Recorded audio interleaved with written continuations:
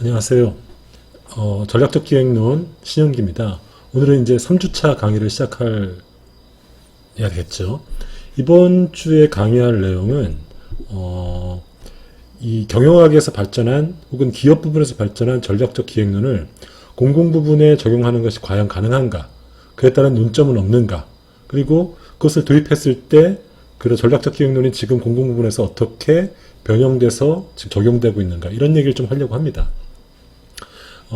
저번 주에는 이제 우리가 이제 경영학 부분에서 전략적 기획론이 어떻게 발전되어 왔는지에 대해서 얘기하지 않았습니까? 그래서 오늘은 그 민간 부분 혹은 기업 부분 혹은 경영학에서 발전하는 전략적 기획론이 어떻게 공공 부분에 적용돼서 현재 활용되고 있는가. 그리고 마지막 시간에 공공 부분에서 만든 어떤 전략 기획서, 오늘은 문화체육관광부의 성과계획서를 볼 건데 같이 보면서 그런 문서를 보는 방법에 대해서 한번 실습처럼 한번 해보려고 합니다.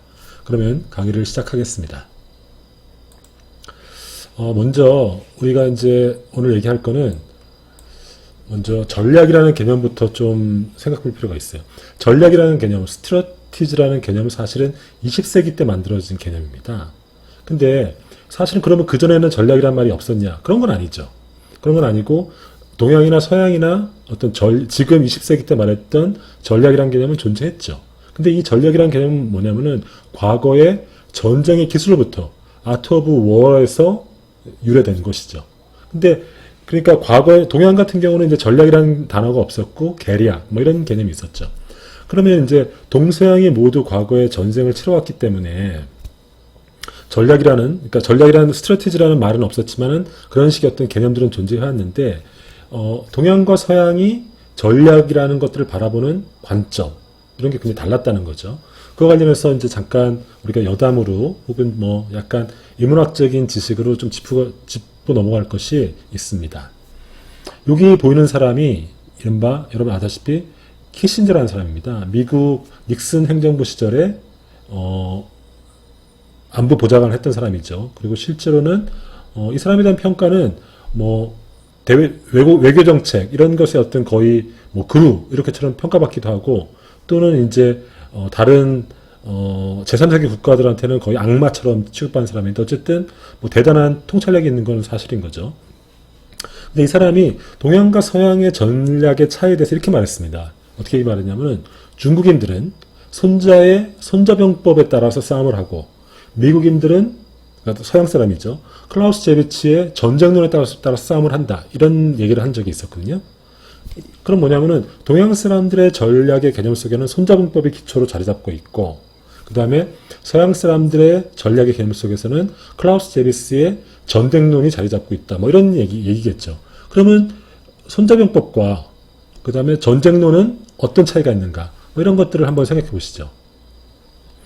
손자병법에서는 이쪽이 손자병법이고 이쪽이 이제 클라우스 제비스인데 손자병법은 당연히 이제 우리 잘 아실 테고 어떤 사람인지 잘 아실 테고 우리 동양 사람들이니까 클라우스 제비스는 나폴레옹 전쟁 당시에 프로이센의 장교였습니다. 장교였고 이제 그 당시 나폴레옹 전쟁 당시에 이제 프로이센이 나폴레옹 군한테 지지 않습니까? 지면서 이제 자신들의 어떤 경험담 이런 것들을 이제 책으로 만든 사람인데 어떤 차이가 있느냐? 그 키신저가 말했던 차이는 뭐냐면은 손자병법의 핵심은 뭐냐면은 적의 중심. 그러니까 전쟁을 할 때 적을 타격해야 되지 않습니까? 적의 중심은 뭐냐면은 타격할 핵심 포인트는 뭐냐면은 적의 의지와 동맹 관계라는 겁니다. 그죠? 그러니까 심리전이라든지 속임수 등 비군사적 수단에 의해서 파괴가 중요하다고 보는 거죠. 우리가 대표적으로 볼 수 있는 게 이런 거죠. 사면초가라는 말이 있지 않습니까? 사면초가가 뭡니까? 옛날에 항우군과 유방군이 서로 싸울 때 유방의 한나라 군대가 그 항우군대를 불러싸고 어떻게 했습니까? 초나라의 그 노래를 불렀다는 거 아닙니까? 그러니까 이 항우 군대에 있는 병사들이 고향 생각이 나서 사기가 뚝 떨어졌다는 거 아닙니까? 그래서 사면초가 내면에서 모두 초나라의 노래가 들렸다 해서 사면초가 아닙니까? 그러니까 동양에서는 정통적으로 심리전, 적의 의지를 꺾는 것 이런 것들을 중요한 전략으로 봤고 그래서 이제 싸우지 않고 이기는 것을 가장 상책으로 보는 거죠. 이런 어떤 동양적인 전략의 개념은 사실 손자병법에서 유래했다는 겁니다. 그래서 손자에 따르면은 벌모가 최상의 전략입니다. 벌모는 뭐냐면은 의지를 꺾는 겁니다. 그 사람의 의지를 꺾는, 적의 의지를 꺾는, 즉 고도의 심리전이죠. 그 다음에 상책은 벌교, 즉 외교 관계를 통해서, 즉 동맹 관계를 통해서 그 적을 고립시키는 거죠. 그죠? 그래서 보면은 춘추전국 시대 때 보면은 이른바 다양한 어떤 외교 전략들, 뭐 동맹과 뭐 이런 게 맺어지지 않습니까? 그 다음 중책이 벌병, 그러니까 군사를 치는 거죠. 군대를 파괴하는 것. 가장 하책은 공성, 즉 성을 공격하는 겁니다. 왜냐하면 성에, 이게 왜 가장 하책이냐면 성에 갇혀있는 사람들은 거기서 버티고 있으니까 거기를 공격해봤자 힘은 많이 들지만은 수확은 적은 거죠. 그래서 이제 동양에선 전통적으로 싸우지 않고 싸움에 이기는 것, 그 방법이 바로 적의 싸울 의지를 꺾는 것, 혹은 동맹관계를 끊어서 고립시키는 것, 이것들을 전략의 가장 최상층으로 보는 거죠. 이런 식의 동양적인 어떤 전략관념은 손자국에서 유리한다고 보는 거죠. 반대로 서양 사람인, 정확히는 프로이센 사람이죠. 프로이센 사람인 클라우스제비츠의 전쟁론에서는 전략의 제1목표는 적의 군대를 타결하는 겁니다. 그래서 최대한의 군사력을 동원해서 최대한 빨리 타격하는 총력전을 피는 거죠. 즉 압도적인 화력과 압도적인 수를 가지고 적의 중심을 때려서 그거를 무너뜨리는 거죠. 그래서 기세를 꺾어버리는 거죠. 우리식으로 표현하면은 선빵을 치는 거죠. 선빵을 쳐가지고 그 사람의 의지를 꺾어놓는 거죠. 뭐 이런 식으로 동양과 서양의 전략의 개념이 달랐다. 그러니까 우리는 어떤 의미에서 보면은, 왜냐면 이런 것들은 사실은 우리가 어떤 일을 꾸밀 때, 그리고 전략이란 게 뭡니까? 변화를 위한 계획이라고 하지 않았습니까? 일을 꾸밀 때 결국은 경쟁자가 있을 것이고, 그리고 우리 앞에 장애물이 있을 텐데, 우리는 동양 사람이고 손자병법 같은 그런 어떤 전통 속에 있으니까 알게 모르게 그런 어떤 심리전이라든지 혹은 어떤 외교전이라든지 이런 것에 능숙하거나 친숙할 가능성이 있죠. 그러니까 이런 얘기들이 얼마나 여러분들의 삶의 실전 혹은 업무에서 활용될지 모르겠지만 어쨌든 전략 관련해서 우리는 이런 식의 전통이 있다. 뭐 이런 얘기를 먼저 하고 넘어가겠습니다. 오늘 말할 거는 이런 겁니다. 우리가 저번 시간에 기업이라든지 사적 부분에서 전략이라는 것들이 어떻게 발전해 왔고 1세대 전략이론, 2세대 전략이론, 3세대 전략이론을 설명해 왔는데 그런 것들이 주로 경영학에서 발전했다고 얘기하지 않았습니까? 이런 경영학에서 발전한 어떤 전략 혹은 전략적 기획, 그러니까 strategic planning이죠. 그러니까 전략적으로 계획을 짠다는 개념인데 이 strategic planning을 공공 부분에 적용할 수 있겠냐는 겁니다. 전략적 기획을 공공 부분에 적용할 수 있겠냐는 것이 오늘의 쟁점입니다. 어떻게 보십니까?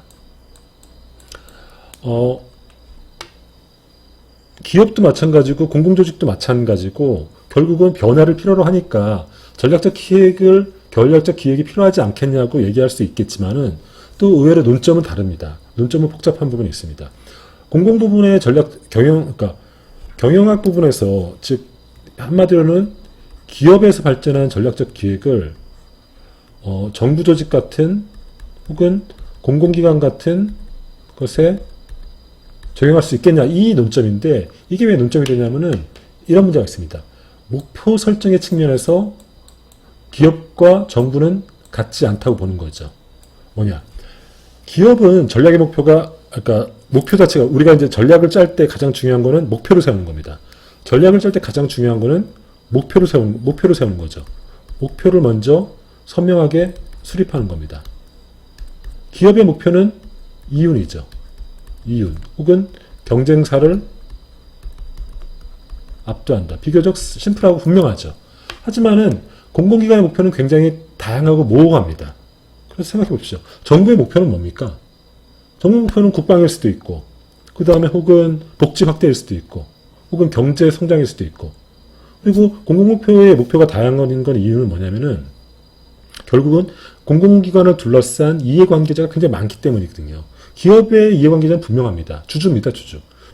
주주의 원하는 바, 니즈는 뭡니까? 수익 극대 아닙니까? 자신의 부를 늘려달라는 거 아닙니까? 그러니까 목표가 분명한데 공공기관은 이해관계자 굉장히 많죠. 국민도 있고, 그 다음에 행정부, 상위 행정기관도 있고, 국회도 있고, 그리고 관련 어떤 이익 집단들도 있고, 각각의 원하는 바가 다르거든요. 그러니까 결국은 조직의 목표를 세운다는 거는 그 이해관계자의 이익에 충실해야 되는데, 이 목표가 굉장히 이해관계자들이 굉장히 다양하니까 목표를 세우기 힘들죠. 두 번째, 공공기관의 목표는 사전에 정치권에 의해서 법과 정책으로 결정됩니다. 즉, 나중에 보겠지만은 공공기관의 목표는 사실은 법과 정책에서 정해져 있습니다. 어떤 공공기관은 이미 법에 의해서 이 공공기관은 어떤 목적으로 세운다라는, 즉 법에 의해서 이 공공기관의 목표는 위임되어 있습니다. 위임되어 있기 때문에 전략적 기회라는 것은 어떤 조직이 잘 나가다가 목표가 문제가 생기면은 새로운 목표를 수립하고 다시 거기에 따라서 계획을 짜는 건데, 목표를 수정하고 다시 새로운 계획을 짜는 건데, 공공기관이 이미 법에 의해서 목표가 정해져 있거든요. 그러니까 뭔가 조직이 환골탈태하려면 목표를 수정해야 되는데, 목표를 수정하는 것 자체가 불가능하다는 거죠. 이런 면에서 공공기관에서는 기업에서와 같은 전략적 기획이 쉽지 않다, 이런 비판이 있을 수 있죠. 두 번째, 목표 집행의 측면에서도 공공기관은 전략적 기획이 쉽지 않다는 주장이 있습니다. 왜냐? 기업에서는 목표를 세우고 그 목표를 달성하기 위해서 조직을 완전히 재구성해냅니다. 그죠? 이런 게 이제 목표를 세우고, 그 하위 목표를 세우고, 그 다음에 그것을 실행하기 위한 액션 플랜을 짜고, 그래서 자원을 재배치해서 그 목표를 향해 달려나갑니다. 그죠? 그리고 그것은 1년이 걸릴 수도 있고, 2년이 걸릴 수 있고, 이렇게 시간을, 그러니까 탄력적으로 운영할 수 있는데, 공공기관은 기획은 사실은 1년 단위입니다. 1년 단위로 이루어져 있습니다. 왜냐? 공공기관이 일은 사실은 국가 예산에서 움직이기 때문에 국가 예산은 1년 단위로 움직이지 않습니까? 그러니까 전략적 기획은 좀 장기적 목표를 세우기 힘든 거죠. 1년 단위로 예산이 짜지니까. 그죠? 이런 이유에서 공공기관에서는 기업과 같은 전략적 기획이 쉽지 않다, 이런 주장이 있는 거죠. 세 번째는 성과 측정의 측면입니다. 기업에서는 성과를 측정할 수 있죠. 기업의 성과의 측정은 뭡니까? 기업에서의 퍼포먼스는 매출이거나 혹은 이익입니다. 근데 공공기관의 성과는 최종 결과가 대개 존재하지 않거나 성과 측정이 어렵습니다. 가령 수자원공사라고 생각해 봅시다. 수자원공사의 최종 결과물은 뭐가 돼야 됩니까? 수질이라든지, 혹은 안정적인 물자원의 확보, 혹은 궁극적으로는 시민의 만족일 텐데, 어떤 건지도 분명하지 않고, 그 다음에 시민의 만족을 어떻게 측정할 겁니까?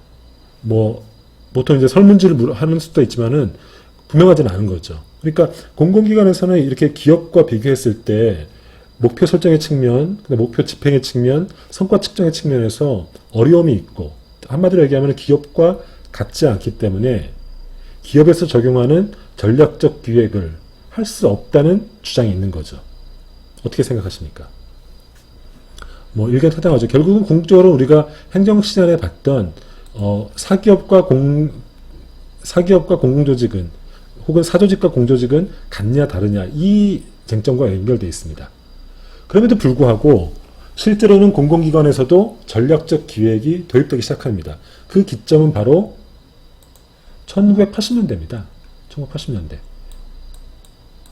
1980년대는 어떤 시절이냐면은, 그러니까 1970년대까지가, 그러니까 서구에서 1970년대까지가 이른바 서구가 복지국가 혹은 큰 국가로 팽창하던 시절입니다.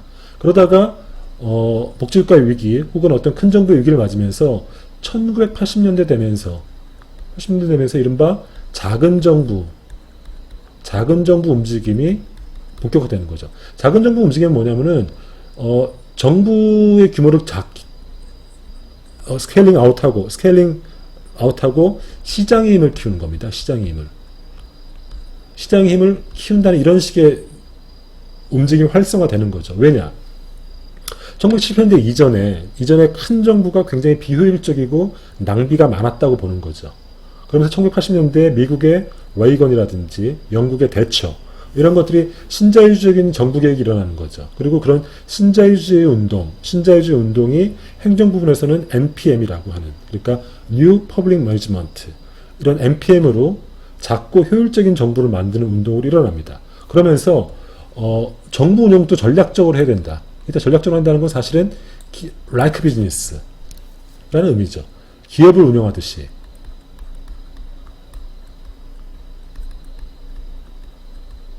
기업을 운영하듯이 정부도 효율적으로 운영해야 된다는 어떤 생각이 두드러지게 되고, 그리고 정부도 성과를 내는 쪽으로 움직여야 된다. 그죠? 이런 식으로 정부에게 어떤 효율성, 그 다음에 어떤 성과, 이런 것들을, 그러니까 기업과 같은 어떤 일사불란함, 뭐 이런 것들을 요구하는 운동이 활발해지는 거죠. 그래서 기업의 경영 기법, 혹은 기업의 관리 기법을 공공부문, 정부 쪽에 대거 적용해보는 운동이 일어나기 시작하는 거죠. 이게 바로 NPM이라는 겁니다. 이 과정 속에서 기업에서 활성화됐던 전략적 기획이라는 그런 어떤 관리 기법, 이런 것들이 공공부문에도 적용되기 시작하는 거죠. 그래서 이 NPM의 아이들을 이렇게 표현할 수 있습니다. 과거의 공공기관은 do things the right way, 즉 무엇인가를 할 때 올바른 방향으로 하는 것이 정부에 중요했죠. 왜냐? 정부는 기업과 다르게 이른바 법에 의해서 움직여야 되니까, 이른바 법치 행정을 해야 되니까 절차와 규칙 혹은 프로세스, 이른바 듀 프로세스라는 것이 굉장히 강조됐죠. 그러니까 그것은 그러다 보니까 상대적으로 굉장히 형식주의적이고, 그 다음에 관료주의적이고, 혹은 뭐 약간 심할 경우에는 어떤 레드테이프 같은 어떤 그런 문제가 생겼죠. 근데 이제 이 신자유적인 정부 개혁이 일어나면서 어떤 올바르게 하는 그 방법보다는 do the right thing, 올바른 것을 하는 것이 강조되는 거죠. 여기서 올바르다는 것은 뭐냐면은, 올바른 것을 한다는 건 뭐냐면 이것은 바로 성과라고 얘기했습니다. 성과를 내는. 즉 아무리 올바르게 듀 프로세스를 갖고 올바르게 하지만은 성과가 없으면 무슨 소용이냐. 정부도 성과의 바탕에서 평가받아야 한다. 이런 생각이 강조되는 거죠. 그래서 절차나 과정보다는 결과나 성과가 중시되고, 이 결과나 성과를 중시하다 보니까 정부도 무엇을 하고 무엇을 하지 말아야 될지, 먼저 할 것과 나중에 할 것이 무엇인지, 이런 것들이 강조되는 거죠. 그리고 업무의 책임성이 강조되는 겁니다. 과거의 공공 부분에서의 책임성, 어카운트빌리티는 무엇이었습니까? 법을 지켰는지 안 지켰는지, 뭐 이런 것들, 어떤 과정의 투명함, 절차의 공정함, 이런 것이었는데 1980년대 어떤 행정개혁, NPM적인 행정개혁이 일어나면서 이 업무의 책임성을, 즉 시민에게 정부가 제대로 일했다는 그 어카운트빌리티의 근거를 뭘로 봤냐면은 성과라고 본 겁니다. 퍼포먼스로.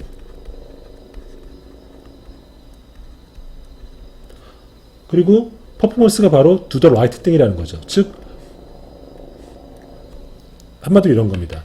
과거 정부라는 이유로, 공공부문이라는 이유로, 법에 근거했다는 이유로 절차만 강조하고 the right way만 강조하고 성과는 부실하지 않았느냐. 이제는 정부도 작은 정부로 효율적으로 가야 되니까 올바른 것을 해야 된다. 그 올바른 것은 성과를 내는 것으로 가야 된다. 어떻게? 기업처럼. 그렇다면은 논리는 단순하죠. 기업처럼 성과를 내려면은 기업을 효율적으로 만들었던 그 기법을 정부도 대거 투입해서 그렇게 재조직해야 된다는 거죠. 그 방법 중에 하나가 바로 얘기하는 기업에서 발전했던 전략적 기획이라는 것. 전략적 기획이라는 것들도 공공 부분에서 채택되기 시작하는 거죠. 그죠? 이런 맥락에서 우리가 지금 전략적 기획이라는 것들을 지금 이 시간에 배우고 있는 겁니다. 그래서 공공부에서 전략적 기획이 어떻게 전개됐냐면은, 처음에는 아까 얘기했듯이 1980년대까지만 해도 전략적 기획은 민간 부분의 전유물이었습니다. 그러다가 1980년대 정부 실패에 대한 대응으로 신자유주의와, 그리고 신자유주의의 행정 버전인 NPM이죠. New New Public Management입니다. 함께 공공부문에 도입되는 거죠. 그리고 1980년대 때 미국에서 주정부에서 이제 미국 같은 경우는 주정부에서 먼저 도입됩니다. 텍사스주라든지 아리조나주에서 먼저 전략적 기획이라는 것들을 주정부 단위에서 먼저 해보는 거죠. 그리고 1903년에 GPRA법, 이게 선거법이라는 건데 연방정부에서 도입을 합니다. 그래서 이 법이 도입되고 그리고 OECD 국가에서도 이런 어떤 전략적 기획 이런 것들이 정부 단위에 수립됩니다. 한국 같은 경우는 2003년, 그러니까 미국보다 이때가 이제 미국이 이제 이때 성과법을 도입하고 요거보다 한 10년 정도 지나서 한국은 한 2003년, 6년 사이에 한국도 성과법, 성과관리법, 정부 성과평가법 이런 걸 통해서 한국도 공공기관의 정부 업무에서 전략적 기획의 기법을 도입하고 그것을 법제화하죠. 요 과정, 즉 미국에서 만든 요 GPRA법이 어떤 건지 살펴보고 이걸 먼저 살펴보고 두 번째 한국에서 도입된 그 정부 성과법이 어떤 건지 한번 차례로 보기로 하죠.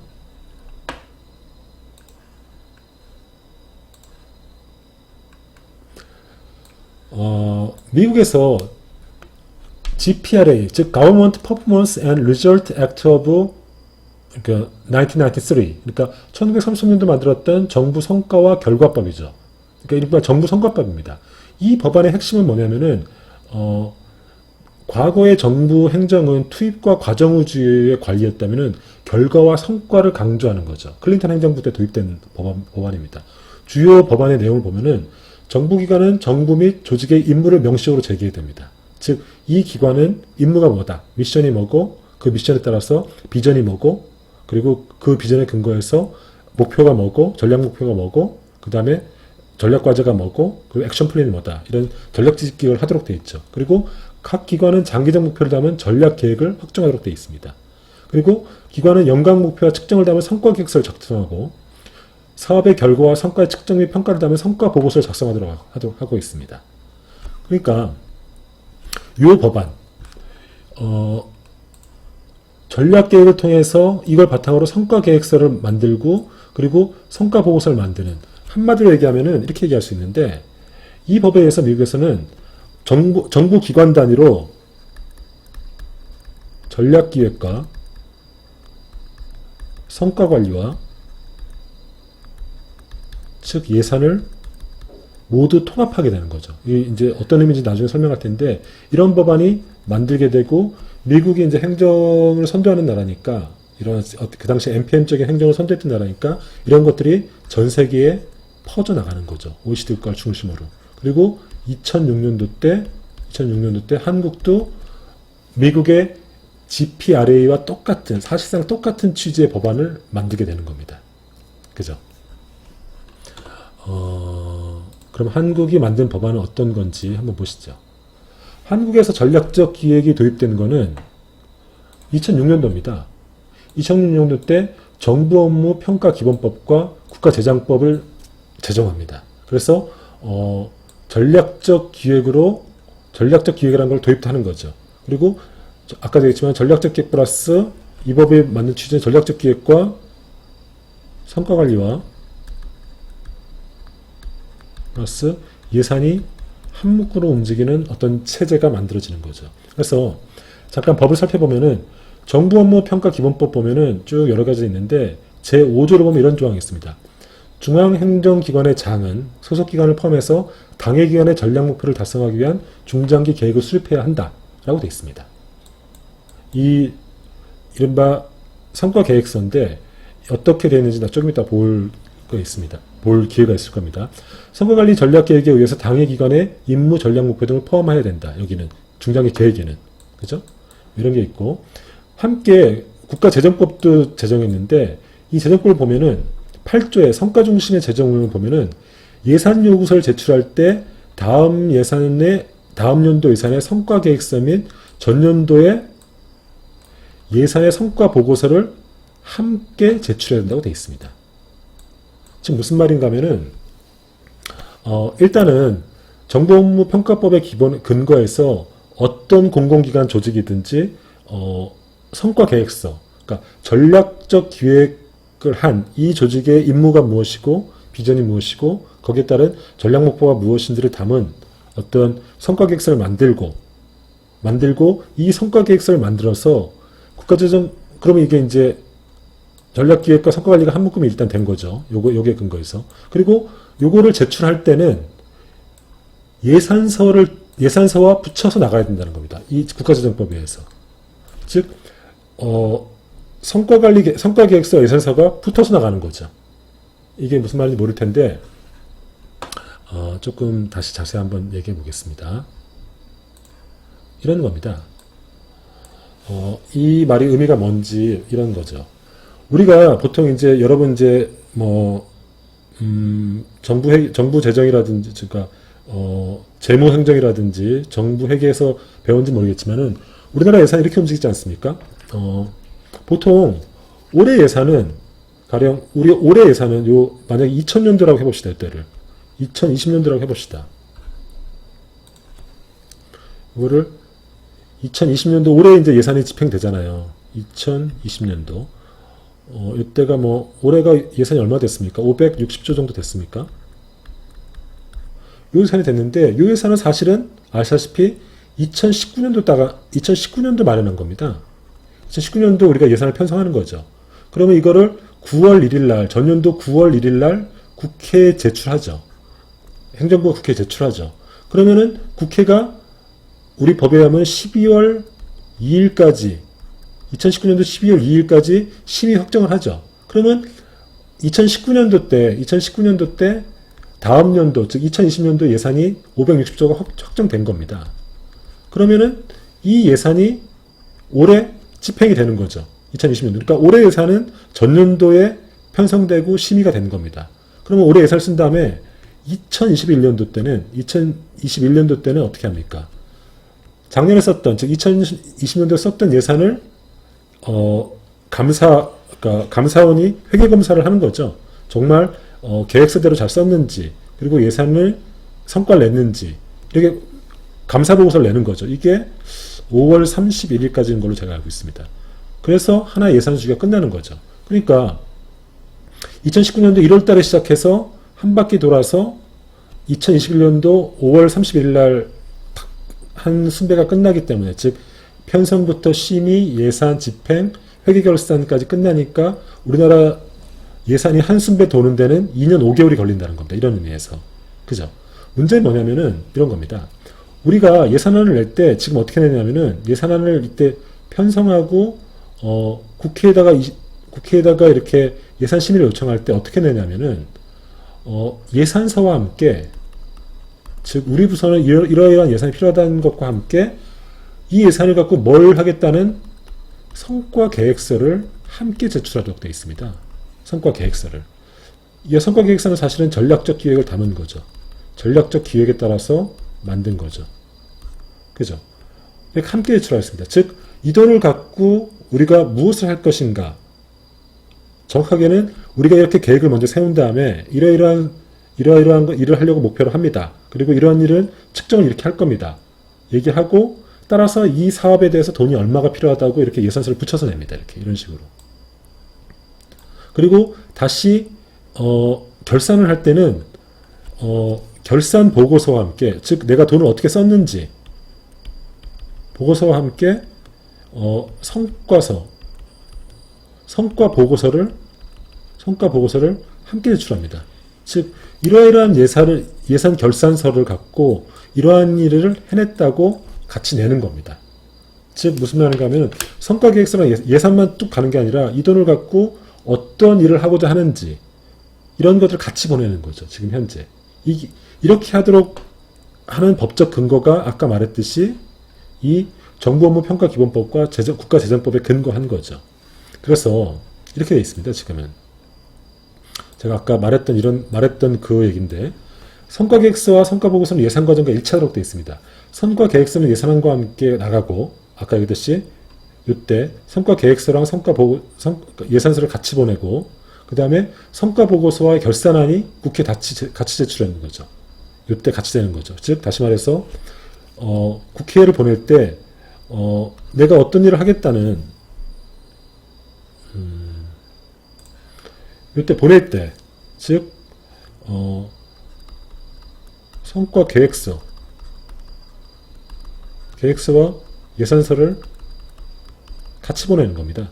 같이 국회에 보내서 내가 이러한 일을 하고자 하니 이러한 돈이 필요하다. 즉 하고자 하는 일의 목록과 그 계획과 거기에 필요한 재원 계획 이를 같이 보내는 거죠. 그리고 집행이 끝난 다음에 감사원에 감사를 할 때는 성과 보고서와 결산서를 같이 보내도록 되어 있는 겁니다. 이 얘기가 아까 이 얘기인 거죠. 이렇게 성과 계획서는 예산안과 함께 가고 성과 보고서는 결산안과 함께 보낸다. 국회에 제출한다는 거죠. 그래서 아까 했듯이 올해 예산은 전년도에 만들어지니까 성과 계획서와 예산서를 같이 보내고 그리고 예산을 집행한 다음에 성과 보고서와 그 다음에 결산안을 같이 보내는 거죠. 그래서 지금처럼 전략적 기획의 바탕에서 성과 계획서를 만들고 그 다음에 성과 계획서와 함께 예산서가 붙어서 그걸 움직이는 어떤 지금 현재 정부 운영 어떤 프로세스 이런 것들을 제가 설명드렸습니다. 그러니까 지금 경영이나 기업 부분에서 발전한 전략 기획이 지금 공공 부분에서 어떻게 적용되고 있는지를 설명드렸는데 이해가 쉽지 않을 겁니다. 지금 한마디로 얘기하면은 전략적 기획의 바탕에서 이런 거죠. 지금 우리가 전략적 기획이라는 걸 해서 이것들을 성과 계획서로 만들고 그리고 여기다가 예산서를 붙여서 그러니까 예산 과정을 움직이는 이 과정. 그러니까 이거는 결국은 뭐라고 얘기할 수 있냐면은 전략적 기획, 스트래티직 플래닝과 그 다음에 성과 관리, 퍼포먼스 매니지먼트와 그 다음에 어떤 재원 배분, 즉 예산이 한 묶임으로 움직인다는 건데 이 얘기를 하고 있는 건데 이게 실제로 어떻게 되고 있는지 지금 여러분들이 이제 설명을 해도 잘 와닿지 않으니까 실제로 문화체육관광부의 2020년도 성과계획서, 이 성과계획서를 보면서 함께 한번 보시도록 하죠. 일단 목표 체계도를 한번 보시죠. 이 페이지에 있습니다. 보시죠. 이게 뭐냐면은 이게 2020년도 성과계획서입니다. 그러니까 이건 뭐냐면은 예산 과정에 따르면 어떻게 만들어진 거겠습니까? 2019년 9월 달에 예산서와 함께 의회로 갔던 겁니다. 그때 문화체육관광부가 우리는 이런 예산을 신청하고자 하는데 여기에 이 돈을 어디에 쓸 것인가는 그 계획을 한 겁니다. 근데 이 계획서 자체가 전략적 기획이라는 그 방법으로 만들어졌다는 거죠. 이 계획서 자체가 사실은 전략 기획서라고도 할 수 있습니다. 그래서 실제로 어떻게 되는지 보면은 먼저 아까 뭘 본다고 했죠, 제가? 목표 체계도가 어떻게 되는지 보면 이 페이지를 보면은 이렇게 돼 있죠. 이게 목표 체계도입니다. 이거를 보면 이런 어떤 위계적인 걸 많이 봤을 텐데 어떤 전략 계획서든지 이렇게 돼 있습니다. 처음에는 임무, 미션이라는 게 있습니다. 미션이라는 게 있고 상위, 그러니까 여기서 얘기하면 문화체육부는 왜 존재하는가 이걸 명시해 놓은 거죠. 문화체육부는 문화예술의 창달을 지원하고 국민의 문화복지 구현과 문화체육 관광 산업의 육성을 통해 국민의 삶의 질 향상과 지속 가능한 국가 발전에 기여한다. 이것이 문화체육관광부의 미션이라는 겁니다. 즉 문화체육관광부가 왜 존재하는지에 대한 어떤 스테이트먼트 규정을 하는 거죠. 그 다음에 비전이 있습니다. 이 미션을 달성하기 위해서 무엇을 목표로 할 것인가를 비전이 있습니다. 그 다음에 체계가 요 하나 둘 셋 넷 다 6개의 여기서는 정부에서는 이게 전략 목표라고 되어 있는데 이거를 헷갈리니까 골이라고 합니다. 그리고 이 골을 실현하기 위한 그 하위 단계, 즉 삶의 질을 높이는 국민 문화 환경을 조성한다. 그 아래에 하나, 둘, 셋, 넷, 다, 일곱, 여덟, 아홉, 11개의 프로그램이 있습니다. 프로그램이 있는데 이것을 우리는 오브젝티브라고 얘기하는 거죠. 그래서 미션, 비전, 골, 오브젝티브 그 아래에 여기는 안 나와 있는데 액션 플랜이 있습니다. 이 체계로 되어 있는 거죠. 그러니까 이 목표 체계도는 전략적 문화체육관광부의 2020년도, 19년도 관점에서 2020년도에 무엇을 할 것인가에 대한 전략적 기획을 딱 요약해 놓은 겁니다. 거기에는 어떤 요소가 담기냐면은 미션과 비전과 골과 오브젝티브와 액션 플랜이 담기는 거죠. 근데 실제로는 실제 정부에서는 이거를 전략 목표라고 부르고, 그리고 정부에서는 이거를 프로그램이라고 부릅니다. 그리고 이 액션 플랜에 해당하는 것을 단위 산업이라고 부릅니다. 단위 사업이라고 부릅니다. 이렇게 부르는 용어는 약간 다르지만은 사실은 그 구조, 거기에 밑에 깔려 있는 로직은 똑같은 거죠. 그죠? 이런 식으로 일단 전략기획 사업이 돼 있죠. 다음으로 볼 것은 그러면 목표 및 과제 현황 3페이지부터 8페이지 3페이지 8페이지 보면은 아까 얘기했듯이 아까 이 전략 이 목표 체계조에 드는 임무, 비전, 골, 프로그램, 그러니까 오브젝티브까지 나와 있다 그랬지 않습니까? 이게 그러니까 여기서는 뭐가 빠져 있냐면은 아까 요 전략 목표 관련해 전략 기획서 관련했을 때 아까 요 표에서 임무와 비전은 제시돼 있었죠, 앞에. 그러면 그 다음 단계가 골에 해당하는 건데, 골에 해당하는 게 여기서는 전략 목표라고 되어 있습니다. 전략 목표. 전략 목표죠. 전략 목표가 요거죠. 아까 여기서 이렇게 늘어져 있던 거, 이렇게 늘어져 있던 요 부분, 요 부분이 전략 목표입니다. 그게 이제 이렇게 하나하나 되어 있는 거죠. 그리고 전략 목표 아래에 오브젝티브라고 하는, 근데 여기서는 프로그램이라고 부릅니다. 프로그램. 그러니까 이거는 뭐냐면은 아까의 표에 따르면 요겁니다. 요거 하나하나가 오브젝티브 프로그램이죠. 그리고 여기서 재밌는 거는 더 구체적으로 나온 거는 아까 그 체제도에는 액션 플랜이 안 나왔는데 그 액션 플랜에 해당하는 것이 바로 요 단위 사업들입니다. 즉, 이거를 이제 여기는 액션 플랜이 되는 거고, 이게 우리 따르면 단위 사업인 거죠. 그러니까 뭐냐면은 문화체육관광부의 임무가 아까 픽스됐죠. 비전도 픽스됐죠. 그러면 전략 목표가 여러 개 있었는데 그 중에 하나가 삶의 질을 높이는 국민 문화환경 조성이라는 겁니다. 그 전략 목표 아래서 첫 번째 오브젝티브, 즉 프로그램, 여러 개 프로그램이 쭉 세로로 있었는데 그 중에 하나가 창의적 문화정책 구현이라는 겁니다. 그러면 창의적 문화정책 구현이라는 이 프로그램을 달성하기 위한 단위 사업들이 또 18개가 있는 거죠. 어떻게 창의적 문화정책 구현하느냐. 문화인문진흥, 국어문화진흥, 전통문화진흥, 국제문화교류, 그리고 8번째 문화도시 조성. 이런 8가지의 단위 사업, 액션 플랜을 통해서 이 프로그램을, 어떤 프로그램이냐, 창의적 문화정책이라는 것들을 실현한다는 거죠. 그럼 이 창의적 문화정책이 구현되면은 그것으로서 전략 목표, 즉 창의적 문화정책 구현을 통한 국민 문화 향유 기회가 이루어진다는 거고, 이런 전략 목표를 통해서 지전이 완성되고 임무를 수행할 수 있다고 보는 거죠. 이런 체제로 되어 있는 겁니다. 그죠? 그러니까 정부의 성과계획서는 전략 기획서를 바탕으로 만들었다는 걸 알 수 있는 거죠.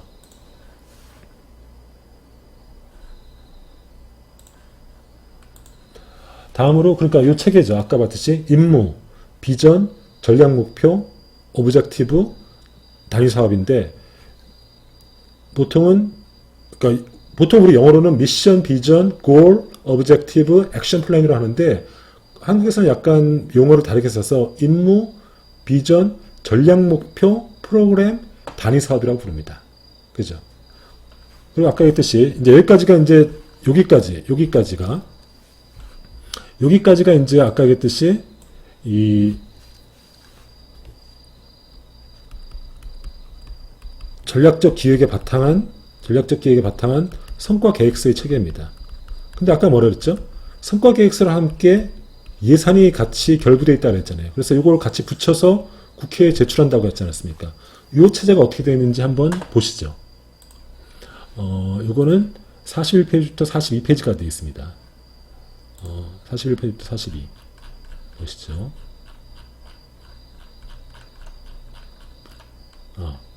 보시죠.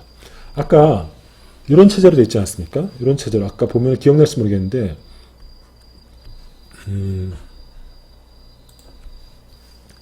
체제로 있었죠. 먼저 뭐라고 미션이 있었죠. 미션이 있었고 또 거기에 따라서 뭐라고 비전이 있었죠. 그리고 그 아래에 6개의 전략 목표, 즉 골이 있었죠. 골 1, 골 2, 골 3, 골 4, 골 5, 골 6개. 요 각각의 전략 목표 이런 게 있었죠. 그 다음에 각 골마다 오브젝티브가 쭉 이렇게 이렇게 있었죠. 쭉 있었죠. 쭉 이렇게 이런 체제, 이게 전략적 기획 체제였는데 여기서는 요 단위에서 요 영역에서 여기에서 재원을 어떻게 배분할지를 보여주는 겁니다. 즉, 요 문화체육관광부는 2020년도 때 6가지의 전략적 목표, 그러니까 전략 목표를 실현하려고 하는 그 계획을 갖고 있는데, 성과 계획서를 갖고 있는데, 각각의 전략에 대해서 예산 배분을 어떻게 하겠다는 것을 여기 담아내고 있죠. 그래서 총 6조 원 정도의 2020년도 예산년도에 6조 원 정도의 예산을 신청하려고 하는데 전략목표 단위에서 어느 정도 비중으로 우리가 예산을 뿜빠이 이른바 분배할지를 보여주겠습니다. 20%, 14% 정도, 16%, 22%, 27%, 1.1% 정도. 즉 가장 한 여기에 가장 예산 배분을 많이 하는 거죠. 즉 관광과 스포츠 이런 쪽에다가. 그죠? 물론 이제 문화 쪽을 합치면 예산이 더 많죠. 이런 식으로 어떻게 예산을 배분할지 계획을 세우고 있습니다. 그리고 제가 이제 복잡해서 보여주진 않겠지만은 요 각각의 어떤 프로그램이죠. 이게 이제 프로그램 단위죠. 프로그램인데 프로그램은 다시 아까도 봤지만은 하나의 프로그램을 보면은 프로그램당 여러 개의 단위 사업, 즉 액션 플랜이 구성되어 있지 않았습니까? 액션 플랜별로 얼마의 예산이 필요한지를 다시 디테일하게 다 규정해 놓고 있습니다. 여러분 나중에 제가 이제 이거를 사이버 캠퍼스에 올려놨으니까 여러분 시간 나실 때 한번 쭉 보시죠. 쭉 보시면은 이 문서 자체가 이런 로직으로 만들어졌구나 하는 거를 이해하실 수 있을 겁니다.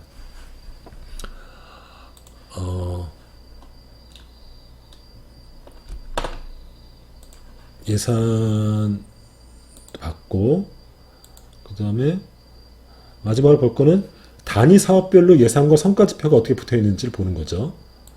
50에서 51페이지 이런 겁니다. 즉 보십시오. 이런 체계입니다. 아까 했듯이 위에 미션이 있었고 여기 있었죠. 아까 얘기했듯이 미션이 있었고 거기에 따라서 비전이 도출됐고 거기에 따라서 골, 전략 목표가 도출됐고 거기에 따라서 프로그램이 도출되지 않았습니까? 프로그램이 도출됐죠. 이 프로그램에 따라서 다시 액션 플랜, 단위 사업이 도출되는 겁니다. 이 단위 사업이 바로 그러니까 요게 이제 프로그램이죠. 그리고 그 프로그램에 따라서 이 프로그램을 구성하는 3가지의 단위 사업이 도출된 겁니다. 이거를 액션 플랜, 여기 프로그램은 우리가 얘기하면 오브젝티브죠. 여기에 따라서 각각의 단위 사업별로 얼마의 예산이 붙는지 이렇게 다 사업별로 돼 있죠. 그죠? 그리고 더 재밌는 거는 이 각각의 단위 사업을 우리가 예산을 할 때 그 예산을 쓰고 이 단위 사업이 잘 됐는지 못 됐는지를 어떻게 평가할지에 대한 실적 및 목표치, 즉 성과를 측정하는 방법에 대해서 제시하고 있습니다. 시그마 어떻게 해서 요런 걸로 내가 성과를 측정하겠다라고 제시하고 있는 거죠. 그러니까 성과계획서에는 전체로 뭐가 되어 있는 겁니까? 기본적으로 전략적 기획에 따라서 성과 계획서를 만들고, 이 계획서에는 어떻게 예산을 배분할지가 예산이 붙고, 그리고 이 각각의 사업을 어떻게 평가하겠다, 즉 이 사업의 성과를 평가하는 성과 관리 계획까지 붙어 있는 겁니다. 이런 식으로 세 가지가 완세트로 붙어 있는 거, 이게 바로 이른바 성과 계획서인 거죠. 이건 아까 얘기했듯이 예산서랑 같이 붙어서 9월 1일 날 국회로 넘어가서 심의 의결되는 겁니다. 그러니까 지금까지 말한 건 뭐냐면은 이런 거죠. 전략적 기획이라는 것들은 원래는 기업 혹은 경영학에서 발전한 관리 기법이었다.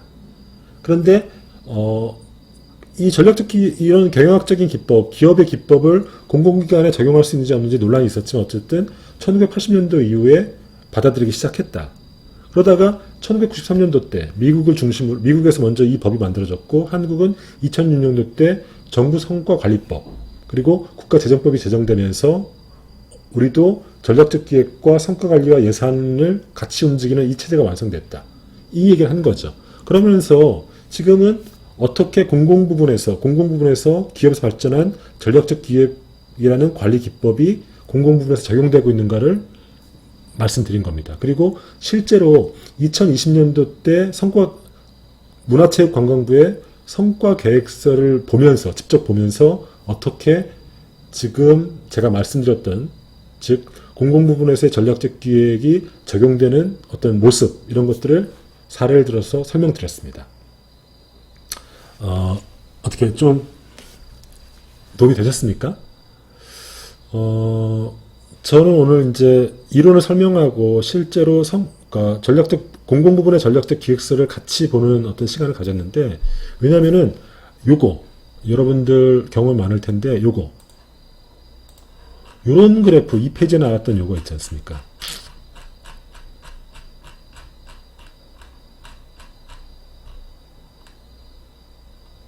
요거를 굉장히 많이 봤을 겁니다. 즉, 여러분 이제 행정학과를 다니는 분들이었기 때문에 어떤 문서든지 이런 걸 많이 봤을 겁니다. 이런 걸 보면서 이 밑에 깔려있는 로직이라든지 원리 같은 걸 이해하지 못하면은 굉장히 뭔 얘기하는지 모를 겁니다. 근데 우리는 이제 이런 문서들을 볼 수 있는 어떤 로직을 배운 거죠. 그리고 실제로 이 시간에서 여러분도 해보는 겁니다. 그래서 이거는 좀 외워두면 좋습니다. 외워둔 데보다도 뭐랄까요, 충분히 그러니까 물론 외워두는 거죠. 그러니까 이해해주는 게 좋은데, 어떤 전략기획서든 이 로직으로 되어 있습니다. 미션, 그 다음에 비전, 그 다음에 비전 실현한 골, 그 다음에 골을 실현하기 위한 오브젝티브, 이 오브젝티브 실현하기 위한 액션 플랜으로 구성되어 있습니다.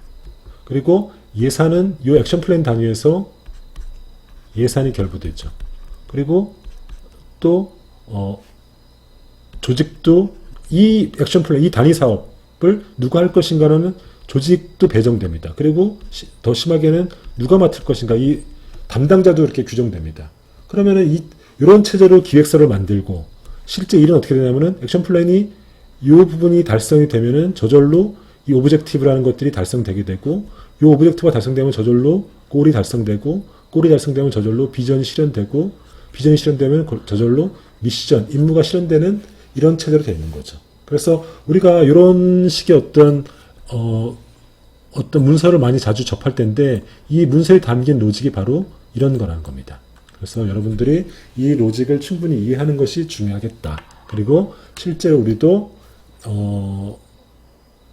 이런 것들을 한번 해볼 거다, 이런 거죠. 오늘은 강의를 이것으로 마치고요. 그리고 말씀드렸다시피 이런 로직으로 여러분들 만들어 봐야 되니까 제가 약속드렸다시피 9월 말까지 여러분들도 좀 조를 만들어가지고 3명이나 4명 수준에서 조를 만들어서 저한테 말씀해 주십시오. 만약에 조를 안 만들면은 여러분들을 다 강제로 소환할 겁니다. 혹은 여러분들 소환하면 위험하잖아요. 지금 코로나가 창궐하고 있는데 여러분 학교 오면은 귀찮기도 하고 감염될 우려도 있지 않습니까? 그러니까 좋은 말 할 때 조를 빨리 만들기 바랍니다. 그러면은 이것으로써 이번 3주차 공공 부분에서 전략적 기획을 과연 어떻게 적용하고 있는가 이 주제에 대해서 말씀드렸습니다.